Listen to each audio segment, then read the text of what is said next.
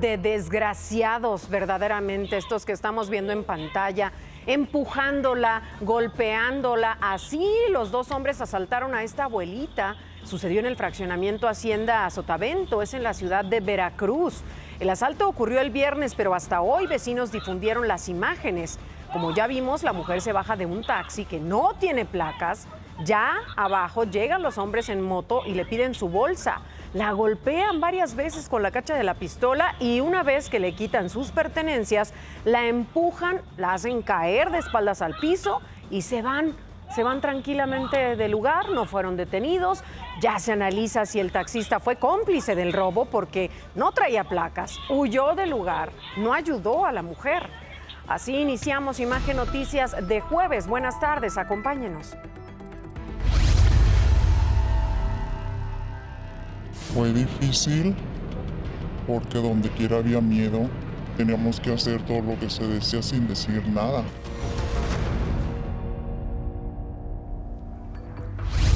Ese es el terror con el que vivían comerciantes, artesanos y ciudadanos en general, en Tequila, cuando Diego Rivera era alcalde. Más adelante le muestro la historia completa.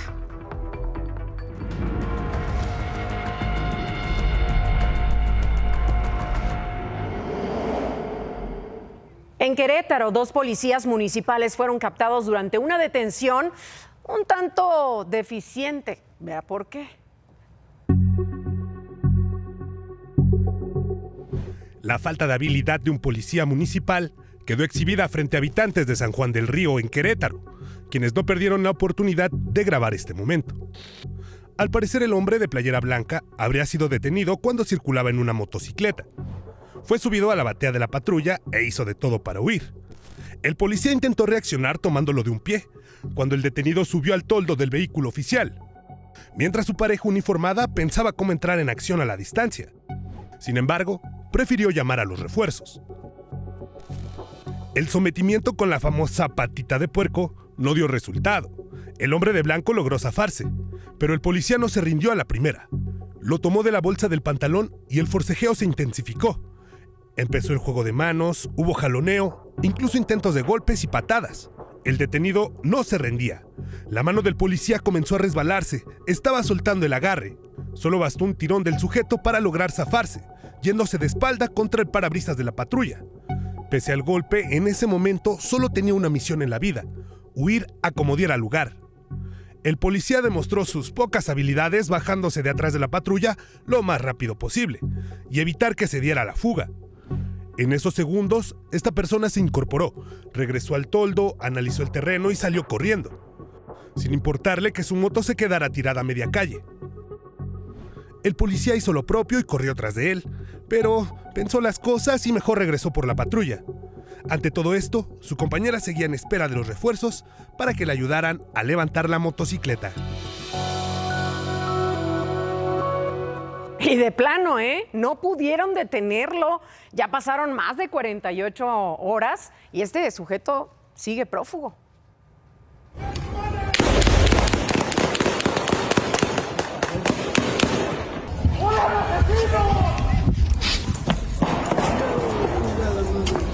¿Ustedes quiénes son? Venga para acá, jefe. A ver, jálalo. ¿Pero ustedes quiénes son? No, jálalo, ¿por qué? ¿Ustedes quiénes son? ¡No te estoy grabando, imbéciles!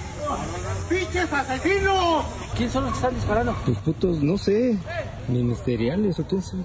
Ah, no manches.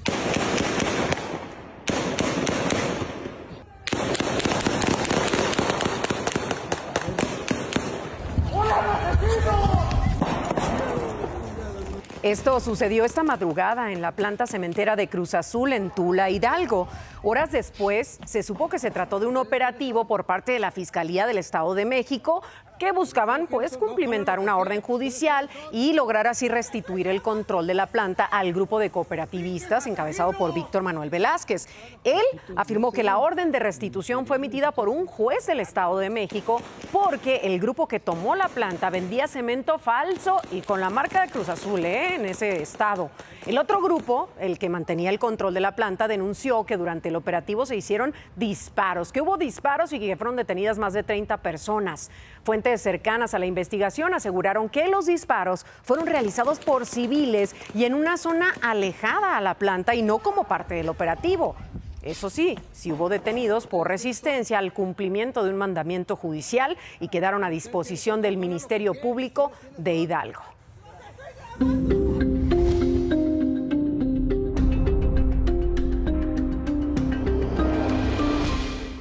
Vea esta terrible historia. Ayer por la mañana, un joven de 15 años fue asesinado en el sector Los Ángeles, en Culiacán, Sinaloa. Hombres armados lo siguieron y le dispararon. En este mismo ataque, una mujer resultó lesionada. Hoy se sabe que el joven se llamaba Ricardo Misael López. Su familia asegura que había salido de su casa muy temprano a comprar un biberón para alimentar a unos gatitos que había rescatado días antes.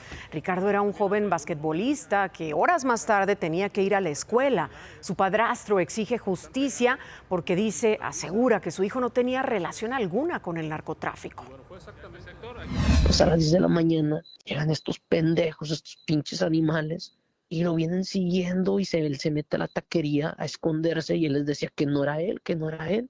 Pues este animal le dispara y le descarga la pistola. Entonces, son inútiles para su trabajo, son inútiles, son unos inútiles más bien.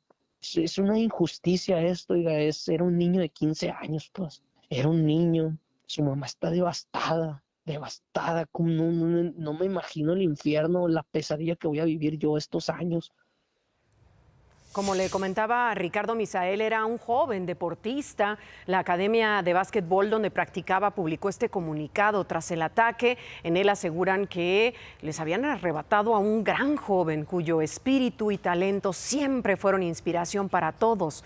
También la Universidad Autónoma de Sinaloa, donde Misael estudiaba, lamentó el asesinato del joven. Y seguimos con la ola de violencia que golpea a Sinaloa. Ayer por la tarde fue encontrada una camioneta con 5 cuerpos dentro de la caja. Esto fue en el libramiento La Costerita, en Navolato. Según informes, estos 5 cuerpos corresponden a los jóvenes que fueron privados de su libertad el fin de semana muy cerca de Los Mochis. Aquí le informé de este caso. Los jóvenes viajaban a Villahome cuando iban con una mujer, por cierto, cuando fueron interceptados por hombres armados. A ella la liberaron horas después con algunos golpes. De acuerdo con las autoridades, uno de estos cuerpos estaba mutilado, mientras que otro fue decapitado. Mientras esto ocurre, colectivos de búsqueda del norte del país han llegado a las fosas que fueron localizadas en el poblado El Verde, en el municipio de Concordia, pues con la esperanza de que ahí se encuentren sus familiares. Están pidiendo a las autoridades que los dejen entrar a la zona del hallazgo, no para intervenir, sino para revisar las condiciones del terreno donde fueron encontrados los cuerpos. Acusan que las autoridades han sido herméticas en estos hallazgos, aunque hay colectivos que aseguran que podrían haber en la zona unos 500 restos humanos. Y en medio, mire, de toda esta violencia, hoy inicia el Carnaval Internacional de Mazatlán. Para este evento se preparó todo un dispositivo de seguridad. Estamos hablando de más de 300 vehículos, 3 helicópteros para cuidar a los turistas. Hoy el evento más fuerte, hoy es el día, será a las 7:30 de la noche. A partir de esa hora van a coronar al Rey de la Alegría en el estadio Teodoro Mariscal. Qué bueno que haya el ánimo por parte de la población ahí, que tengan la esperanza todavía dentro de toda esta violencia que se está suscitando día con día. Y mire, como le digo, la fiesta inicia en Mazatlán, pero recordemos que ahí también desapareció Carlos Emilio Galván Valenzuela hace 130 días. El joven de 21 años, deportista, estudiante de gastronomía, fue visto por última vez por sus primas cuando fue al baño del restaurante Terraza Valentino. La última información sobre este caso fue la que dio el vicefiscal Isaac Aguayo en ese momento, afirmando que hay un video donde se veía al joven salir del lugar por su propio pie acompañado de 2 hombres y con uno de ellos subir a una camioneta. Ayer el juez Isaí López Triana negó un amparo a la madre de Carlos Emilio. Ella solamente estaba pidiendo, imagínese, acceder a la carpeta de investigación, a la información que hay del caso de la desaparición de su hijo. Y también información sobre las fosas clandestinas que encontraron ahí en el municipio de Concordia. Y bueno, el juez determinó que la omisión de información por parte de las autoridades no constituye un tormento, imagínese, y que tampoco compromete la dignidad de la víctima.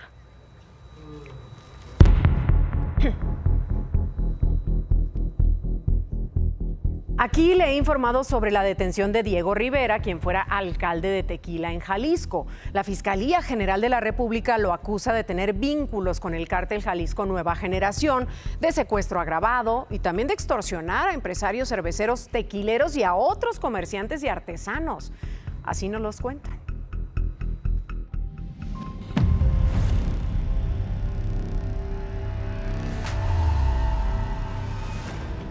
Fue difícil porque donde quiera había miedo. Teníamos que hacer todo lo que se decía sin decir nada. Cobros excesivos y abuso de poder. Esto padecían artesanos a manos del exalcalde de Tequila, Diego Rivera, detenido por vínculos con el crimen organizado, secuestro y extorsión. Afirman que para poder vender, en un inicio pagaban 350 pesos por semana. Después, les triplicaron la cuota. Nos cobraban de padrón y licencias. Era el que cobraba. Era pues de ahí mismo, de la presidencia. Entonces pues teníamos que acatar órdenes. Era muy elevada la cuota. No sé ahora qué es lo que vaya a pasar. En ese tiempo pagábamos 1,250 por semana. ¿Bajo qué argumento? Pues no, nada más nos decían que así era el pago de la nueva administración cuando entró el presidente. Narran que el dinero era juntado por otra artesana, quien lo llevaba a la presidencia municipal. Para ellos, no hay duda de que este dinero se iba al crimen organizado. Pues sí, porque pues, se veían muchas cosas que no contrastaban. ¿Qué veía, señora? Por ejemplo, lo del museo, pues donde quiera se sabía que andaban haciendo algo o otra cosa o amenazando. A mí no me tocó, gracias a Dios, pero a varias personas que conozco sí. Pues amenazaban. Por ejemplo, unas personas mayores, decía yo, y no pagaban. Ahí le tiraban sus cosas. Detallan que el alcalde se valía de policías municipales para intimidarlos. Policías antiguos que decías tú, yo los conozco y son buenos policías, pero había policías nuevos que no, eran los que hacían esas cosas. Los artesanos tenían que mostrar una hoja como esta, en la que se señalaba que ya habían pagado, solo así podían trabajar. Casi nada más trabajamos para pagar el piso. Los artesanos en Tequila aún viven con miedo. Señalan que no creen que vaya a cambiar nada con la alcaldesa interina. No la quiere, porque donde quiera se veían juntos, estaban como muy unidos. Entonces, decimos, de mi parte digo, que es lo mismo, como dicen muchos por ahí, perdón por la palabra, pero pues que es la misma gata nomás que revolcada. Y vea, una de las prácticas de Diego Rivera era clausurar los negocios que no pagaban el cobro de piso. Por eso es que ahora el ayuntamiento anunció que cada caso va a ser atendido de manera individual para regularizar su situación. Por supuesto que daremos seguimiento. Y mire, el comportamiento de este señor, Diego Rivera, era algo que se conocía y se conocía muy bien en todo el municipio, ¿eh? El periodista Jorge García Orozco difundió un video de la forma en la que Diego Rivera circulaba por el municipio, así mírelo, a bordo de un convoy de camioneta blindada y 2 camionetas escoltas. Este video fue compartido por ciudadanos del municipio que no denunciaban por miedo. Y ya para cerrar el tema de Tequila, fue vinculado a proceso Isaac Carvajal, quien se desempeñaba como director de obras públicas y fue detenido el mismo día que el alcalde y los otros 2 funcionarios. A él se le vinculó a proceso por delitos contra la salud, por venta de metanfetaminas y portación de cartuchos de arma de fuego, lo cual se le decomisó al momento de su detención. A él también se le investiga por extorsión y vínculos con el cártel Jalisco. Y vamos a otra polémica. En Oaxaca se dio a conocer que el hijo del director de la Policía Auxiliar, Alejandro Tejeda, presume armas y autos de lujo en sus redes sociales. Al joven Kevin Tejeda se le ve portando estas armas largas, en varias fotos también presume ahí camionetas, todas estas imágenes acompañadas con corridos tumbados como música de fondo. Hasta el momento el director de la policía no ha dado declaraciones sobre todo lo que presume su hijo. Y cambiando de información, este fue el momento en el que una pipa de agua atropella, mire, ahí está dando la vuelta la pipa y ahí está, la atropella a esta mujer estadounidense en el centro histórico de Oaxaca. Cámaras de videovigilancia captaron cómo esta mujer procedente de Washington, identificada como Carol Egan, de 82 años, intentó cruzar la calle. Aparentemente la pipa no la vio. El conductor de la pipa da la vuelta en ese momento, mire, ahí se la lleva. Como le digo, parece que no la vio, la embistió, pasó sobre ella y siguió su camino. La dejó ahí tirada. Carol Egan vino a México de vacaciones, tenía 5 días de haber llegado a Oaxaca, lamentablemente murió en el lugar. Más tarde se dio a conocer que el conductor de la pipa se entregó a las autoridades. Se trata de Jonathan, quien ahora está detenido en espera de que se determine su situación jurídica.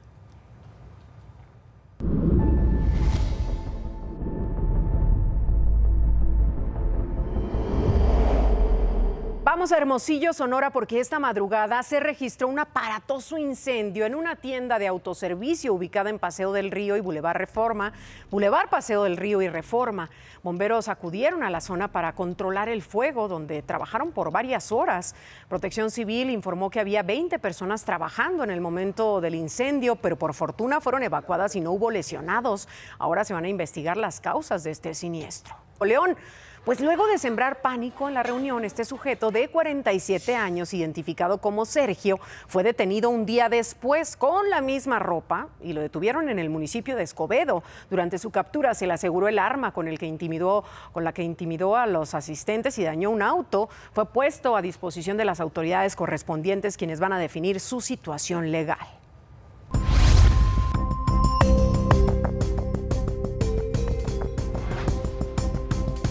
Aquí también le hemos dado seguimiento al caso de esta joven que se arrojó al paso vehicular y fue arrollada en Monterrey. Hortensia sigue grave en un hospital, mientras que Carla, la conductora del auto, sigue en libertad bajo caución, en lo que el Ministerio Público integra la investigación.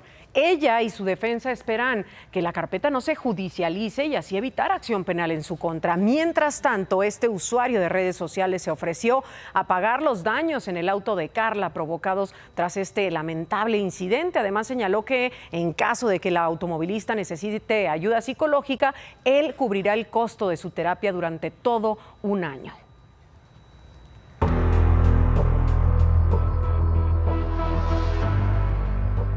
Y en el caso del atropellamiento de Roberto Hernández, la enfermera Gaby quedó en prisión preventiva justificada, acusada de homicidio calificado. Esta mujer fue quien embistió, recordemos, y arrastró con su auto un par de kilómetros a Roberto en la alcaldía Iztapalapa, aquí en la Ciudad de México, a inicios de año. Durante la audiencia fueron presentadas diversas pruebas, como los videos difundidos en redes sociales y que en su momento aquí les presentamos. Se confirmó la identidad de la acusada, quien se reservó su derecho a declarar.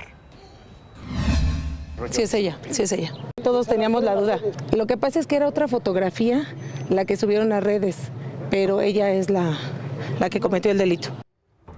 La abogada confirmó que van a rechazar cualquier tipo de acuerdo reparatorio, mientras que la madre de Roberto, la señora Odilia, destrozada por lo que se dijo en la audiencia, pidió justicia para su hijo.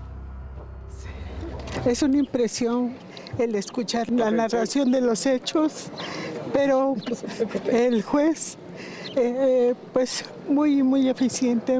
Esperemos que aplique la justicia. El Ministerio Público le formuló la imputación correspondiente. Gaby podría pasar de 20 a 50 años en prisión. Por lo pronto, su defensa solicitó la duplicidad del término constitucional de 144 horas. Será hasta el próximo lunes cuando se define entonces su situación jurídica. Y en otra información, policías de la Ciudad de México detuvieron a Eduardo Sánchez Acevedo, alias el Bebelín, en la alcaldía Iztacalco. Se le acusa de formar parte de la Antiunión Tepito. Es un grupo criminal dedicado al narcomenudeo y homicidio de integrantes del grupo rival, la Unión Tepito. Su arresto ocurrió tras el reporte de una mujer quien solicitó auxilio, ya que un grupo de personas consumía bebidas alcohólicas afuera de una unidad habitacional. Señor, 3, 2, 1. Señor, no. Aquí le mostré estas imágenes de un paracaidista que saltó sin permiso desde la terraza de un hotel en Guadalajara, Jalisco. Se aventó, grabó la hazaña y huyó del lugar. Ahora el gobierno municipal de Guadalajara presentó una denuncia contra este paracaidista, pues esta acción la hizo sin permiso, como le digo, y poniendo en riesgo a quienes transitan por la zona donde el joven, que sigue sin ser identificado, se lanzó. Y estas terribles imágenes llegan también desde Jalisco. Este perrito fue atropellado por esta camioneta de carga. Ocurrió en Tonalá. En las imágenes se ve cómo arrolla al perrito, pasa sobre él con las llantas delanteras y después se va de reversa. Vecinos dijeron que el perrito murió más tarde. El conductor no ha sido detenido.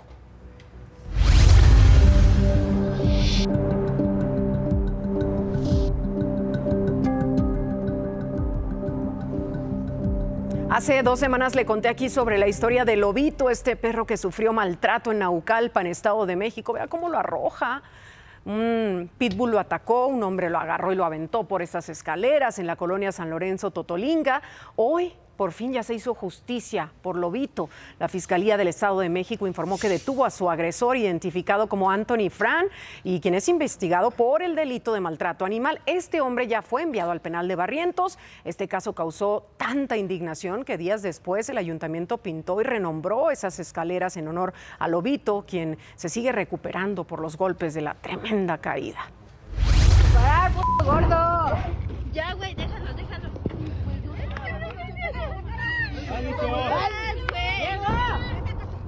Más adelante, un estudiante de secundaria apuñalado. Ya verá qué historia. Regresamos. Estamos de regreso. Vea esto que ocurrió en el Estado de México. 3 jóvenes delincuentes, uno de ellos con pistola en mano, amagaron a clientes y empleados de una joyería ubicada en el centro de Chalco, a unos metros del Palacio Municipal. El sujeto armado encañonó a los presentes mientras sus 2 cómplices embolsaban varias charolas con alhajas. En menos de 40 segundos estos ladrones se habrían llevado más de 100,000 pesos en mercancía. Hasta el momento no hay detenidos por este asalto.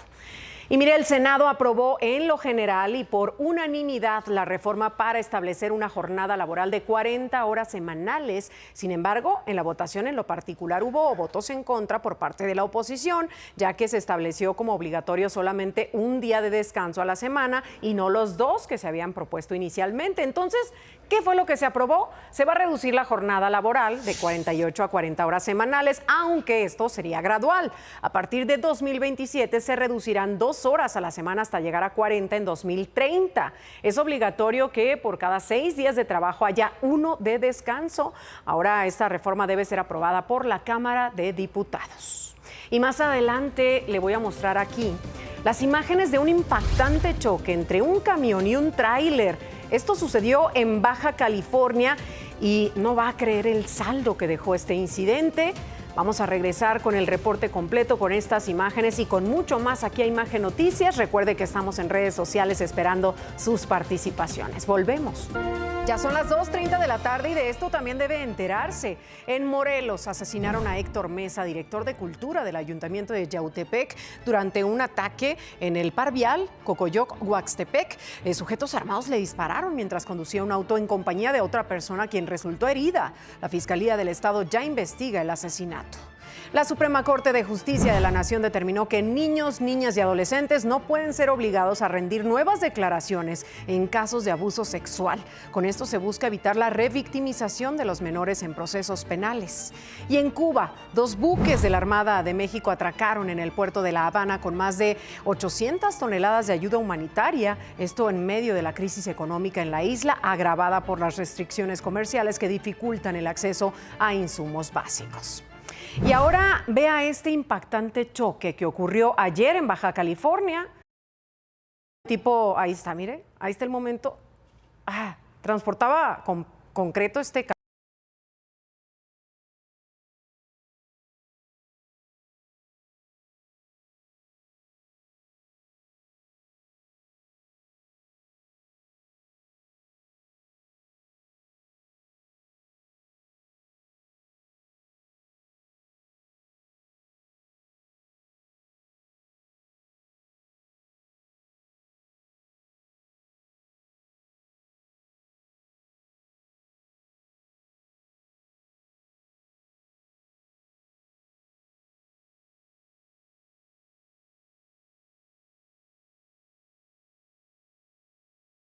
No presentan lesiones, salieron por su propio pie. Aunque afortunadamente no hubo muertos ni heridos, ambas unidades quedaron inservibles, mientras que la barda de un comercio cercano resultó dañada. Bomberos de Tijuana realizaron algunos trabajos ahí para retirar el diésel derramado sobre el pavimento y evitar así más accidentes. Mi querida Adriana Treviño, vamos contigo. Se divide el país. En algunos estados mucho frío y en otros mucho calor. Así es, mi querida Cristal, amigos de Imagen, les platico. Hoy el Frente Frío número 34 seguirá desplazándose lentamente sobre el noroeste, provocando un descenso de temperatura, fuertes rachas de viento y lluvia sobre la región, incluso con posible caída de nieve o aguanieve en la Sierra de San Pedro Mártir. Las temperaturas más frías se esperan en zonas altas de Chihuahua, Durango y Sonora.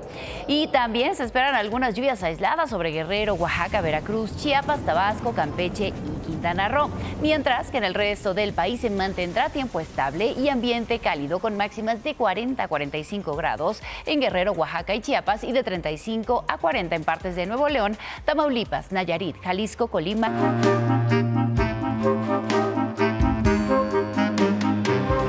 Yo quiero una. Hasta aquí la información de Nuestro Planeta. Cris, regresamos contigo.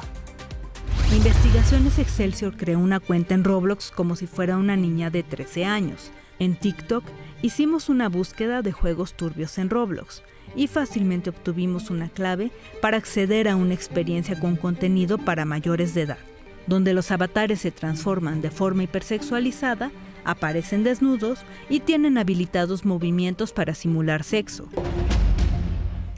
Aquí le presentamos una investigación especial sobre lo peligrosa que se ha vuelto esta plataforma Roblox para los menores de edad, sobre todo porque quedan expuestos a depredadores y pedófilos. Bueno, ahora Roblox finalmente reconoció las deficiencias en su sistema de validación de identidad por selfie, una problemática que, como acabamos de ver, fue evidenciada en este trabajo de investigaciones Excelsior. Esta forma para validar la edad de los usuarios la implementó para tratar de evitar que jugadores adultos se comuniquen con menores de edad mediante su chat abierto. Sin embargo, señaló por las fallas presentadas, ahora van a implementar nuevos métodos para que los usuarios que hayan cometido un error puedan actualizar su edad. Y en más temas de menores de edad, más adelante le vamos a presentar aquí esta historia completa. Vean nada más que imagen. Un joven apuñaló a un estudiante de secundaria en una pelea. ¿Quién es este joven que lo atacó? ¿En qué escuela sucedió esto? Regresamos con esta información aquí a Imagen Noticias. Ya le adelantaba al inicio de este espacio que cerca de una secundaria de la alcaldía Tláhuac, aquí en la Ciudad de México, se dio una pelea entre dos adolescentes que terminó con uno de ellos apuñalado. Aquí está la historia completa. Déjalo parar, gordo. Ya, güey, déjalo. Déjalo parar, gordo. Ya se paró, pendejo.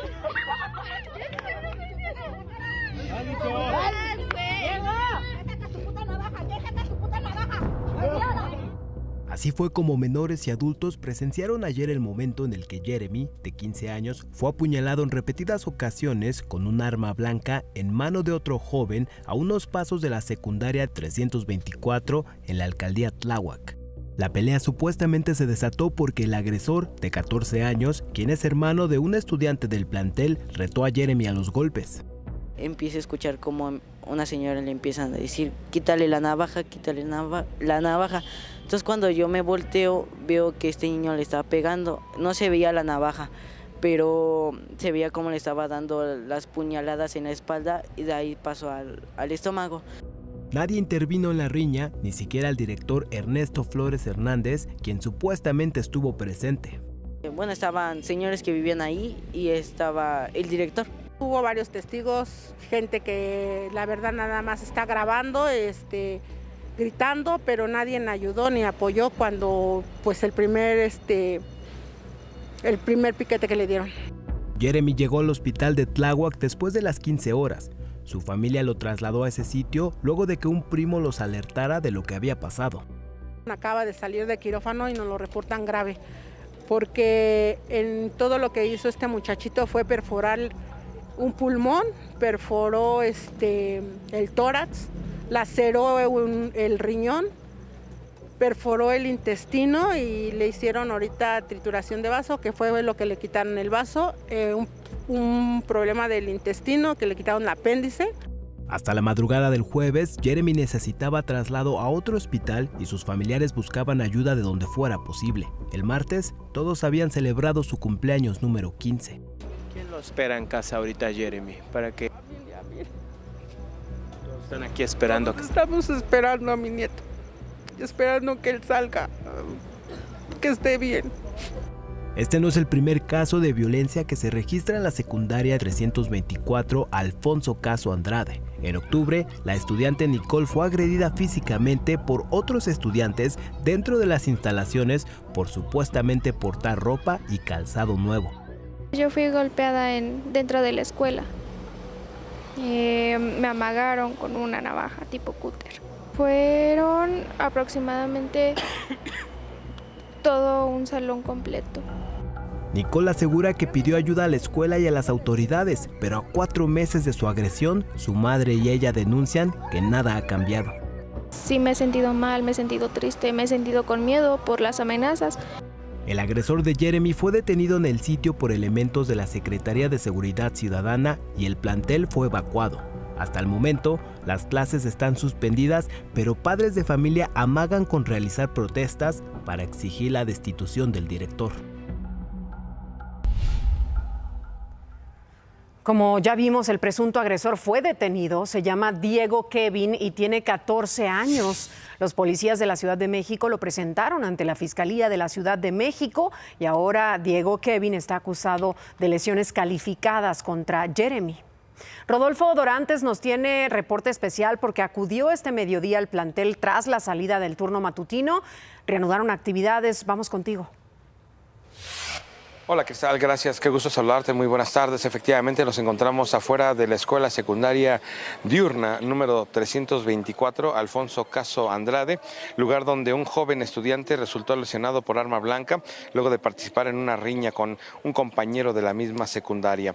Te informo que pese a ello, las clases de esta mañana se llevaron con normalidad y sí, algunos padres dejaron a sus hijos con cierta incertidumbre, pues aunque los hechos se registraron en el turno vespertino, mencionaron que no es un hecho aislado y las autoridades escolares hasta este momento pues no han hecho nada para poner un fin a esta problemática. Cabe señalar que después de este incidente se mandaron elementos de la Secretaría de Seguridad Ciudadana para resguardar la salida y entrada de los menores e inhibir cualquier agresión. Respecto al estado de salud de Jeremy, te puedo informar que según su abuela, la señora Guadalupe Mendoza, bueno, pues nos ha comentado que está grave. Vamos a escucharla.